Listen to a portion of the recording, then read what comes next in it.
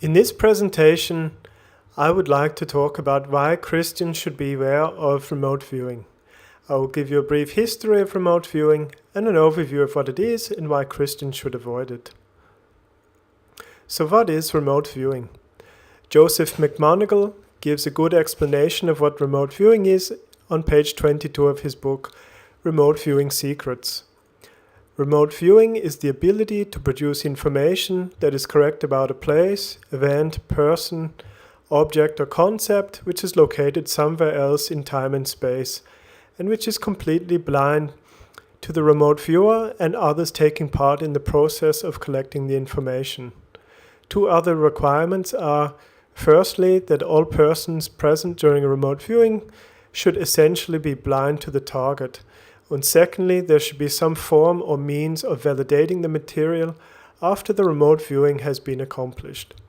So essentially, remote viewing is a practice that seeks to gain information about objects or people by entering a relaxed, passive state and allowing information and images to enter the mind.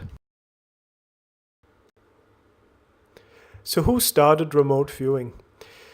Remote viewing began in the US Army under the name Project Stargate in 1978 by the Defense Intelligence Agency and SRI International, which is a civilian organization. The main civilian personnel were Hal Puthoff, Russell Targ, Edwin May, Ingo Swann, and Pat Price. Non-military personnel were Major General Stubblebine and Joseph McMoneagle. In the mid-1990s, the project was cancelled and then declassified. What does God say about the occult? In Deuteronomy 18, on the topic of avoiding wicked customs, when you come into the land which the Lord your God is giving you, you shall not learn to follow the abominations of those nations. There shall not be found among you anyone who makes his son or daughter pass through the fire, or one who practices witchcraft, or a soothsayer, or one who interprets omens, or a sorcerer, or one who conjures spells, or a medium, or a spiritist, or one who calls up the dead. For all who do these things are an abomination to the Lord, and because of these abominations the Lord your God drives them out before you. You shall be blameless before the Lord your God. For these nations which you will dispossess listen to soothsayers and diviners, but as for you, the Lord your God has not appointed such for you. Further on in Isaiah 47, God through the prophet Isaiah rebukes the Babylonians for trusting in astrology, sorcery, and other forms of prognostication. For you have trusted in your wickedness.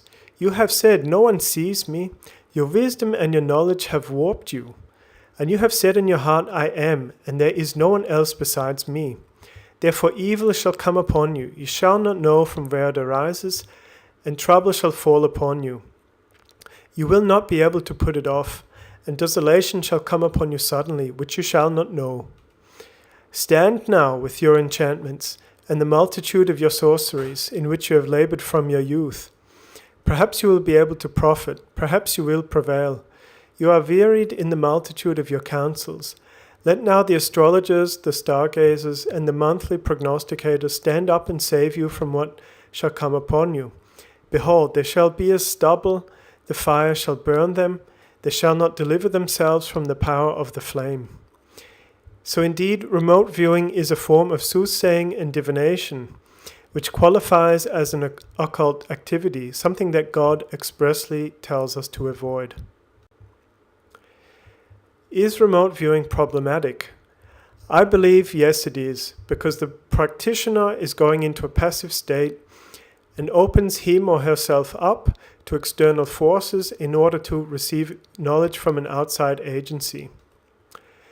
Joe McMoneagle says on page 58 of his book that you need to be relaxed. Almost any form of meditation works in this regard. If you can learn to meditate, you may learn to be a good remote viewer. If you can't, then you should learn to race cars or play racquetball to your heart's content, but don't waste your time on remote viewing. So essentially, the remote viewer goes into a meditative, passive state in order to receive information, And when Joe McMoneagle was asked where the information comes from, he says on page 120 of his book, "No one really knows where the information comes from, how it's delivered, or how we are able to process it. There are lots of theories, but no real answers. The predominant theory dictates that there is some form of emission, usually the thought of coming from the target, some kind of transmission mechanism, and some form of receiver, which is the remote viewer. No one has a clue about the truth of this, it just seems that way." So not even Joe McMoneagle knows exactly where this information is coming from. If we go to the book of Acts, the Bible says, "Now it happened, as we went to prayer, that a certain slave girl possessed with the spirit of divination met us, who brought her masters much profit by fortune-telling. This girl followed Paul and us and cried out, saying, 'These men are the servants of the Most High God, who proclaim to us the way of salvation.' And this she did for many days. But Paul, greatly annoyed, turned and said to the spirit, 'I command you in the name of Jesus Christ to come out of her.' And he came out that very hour. But when her masters saw that their hope of profit was gone, they seized Paul and Silas and dragged them into the marketplace to the authorities. The Bible is telling us that the spirit of divination and soothsaying comes from demonic powers. Once Paul cast the demon out, the girl was no longer able to tell the future, and her masters were deprived of this source of income. Also, the passages in Deuteronomy and Isaiah mentioned earlier paint a similar picture. So what do the creators of remote viewing say about it? As mentioned earlier, Russell Targ was one of the pioneers of remote viewing. In his book, Limitless Mind, Targ describes in detail his connection to the New Age beliefs and theosophy. Targ claims that people can use remote viewing to heal themselves and heal others from afar. On page 109 of his book, he writes, "My first contact with this chakra system was in the 1960s when I was investigating Kundalini meditation. This is a meditative practice of breathing, visualization, and profound release of energy. I carefully read John Woodruff's encyclopedic book, The Serpent, which describes the chakras as the energetic centers of serpent power. After 6 months of conscientious meditation, I achieved my long-sought energetic experience. It was the equivalent of having a white-hot poker run up the length of my spine and into my brain. As a result of this terrifying encounter with the serpent, I am convinced that the image of chakra energy is not entirely metaphorical." I find it interesting that Targ talks about the serpent, which has traditionally been associated with the devil. If we look at Russell Targ and theosophy, on page 119 of his book, he says, "Through my association with the New York Theosophical Society in the 1950s, I had an opportunity to meet and work with Dora Kunz, a renowned clairvoyant and healer. Dora became the president of the American Theosophical Society in 1975, and she taught healing to Dolores Krieger. Together they originated the therapeutic touch healing method." Further, Targ goes on to describe how he tested Dora to see if she could locate hidden magnets using remote viewing and even which pole, north or south, was facing her. Again, Targ unashamedly describes his occultic theosophical practices, which he tried to incorporate into remote viewing. So if one of the founders of remote viewing was so heavily involved in the occult, to me this really reinforces the point that remote viewing is also an occult practice, which is something prohibited in the Bible. Targ also misquotes Jesus Christ. On page 125 of his book, the opening sentence of the chapter, Distant Healing, he writes, "The works that I do shall you do also, and greater works than these shall you do," which is John 14:12. Targ conveniently only quotes a small section of the verse. The complete verse is, "Verily, verily, I say unto you, he that believeth on me, the works that I do shall he do also.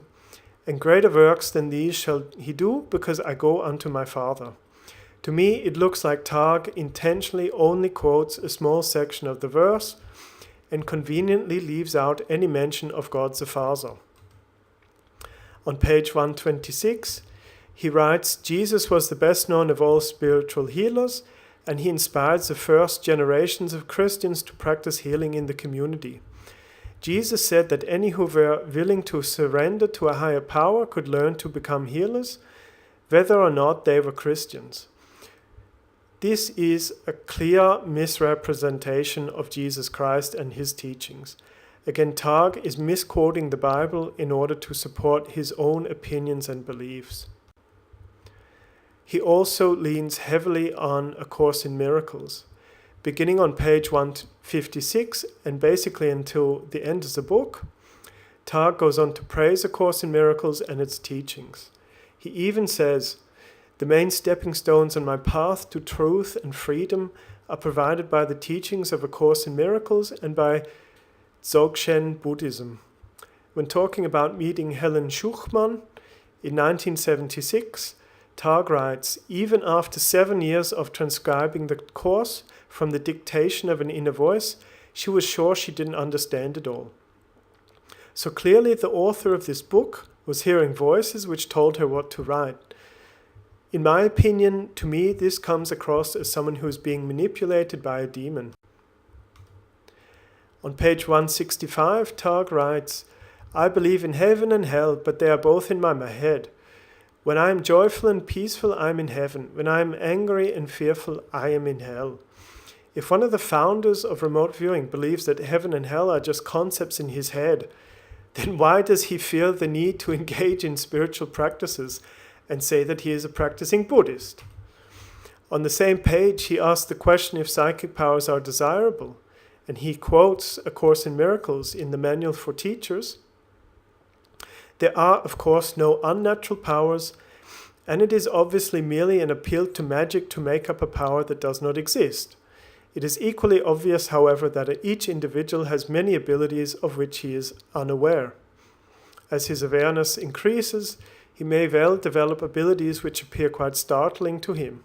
So again, Targ is saying that these occult practices may even grant the user magical powers.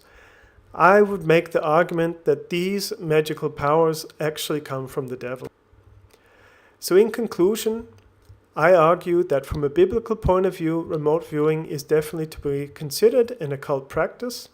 Since it is an occult practice, for anyone who considers themselves to be a Christian, this is a total no-go, since it is explicitly forbidden in the Bible.